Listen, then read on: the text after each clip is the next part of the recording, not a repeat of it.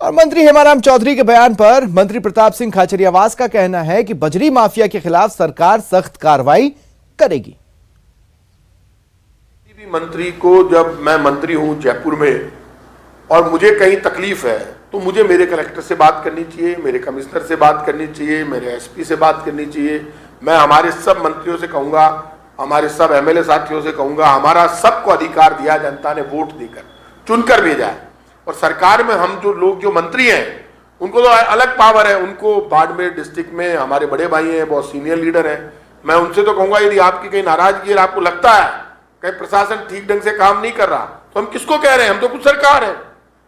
आप बाड़मेर मुख्यालय में मीटिंग बुलाइए, कलेक्टर को बुलाइए, एसपी को बुलाइए, सारे अधिकारियों को बुलाइए, बुलाकर डायरेक्शन दीजिए।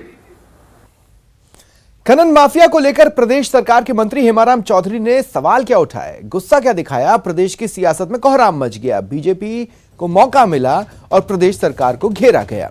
नेता प्रतिपक्ष गुलाबचंद कटारिया ने इसे एक मंत्री नहीं, आम जनता की पीड़ा कहा। वहीं बीजेपी के मुख्य प्रवक्ता रामलाल शर्मा ने भी रिएक्शन दिया।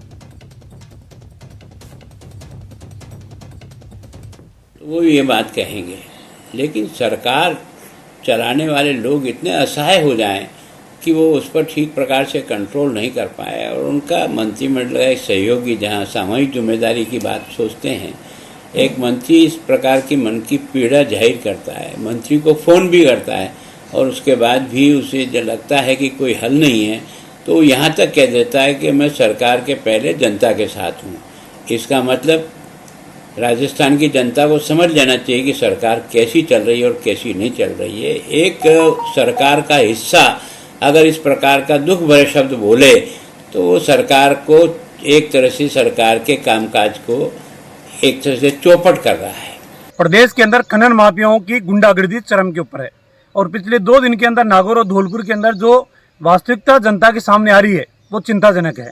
और इसी बीच सियासी एक बयान जो पूर्व के अंदर ये कह रहे थे कि पीआरएस की जगह अगर वीआरएस लेने का प्रावधान होता तो सबसे पहले मैं लेता।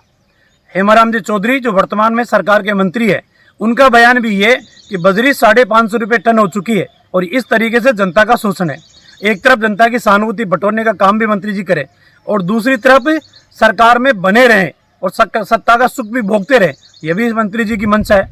अगर जनहित के मुद्दों के ऊपर आप इतने संवेदनशील है तो कृपा करके सत्ता से रिजाइन करके और जनहित के मुद्दे सरकार के सामने उठाने का काम करें ताकि जनता को लाभ मिले।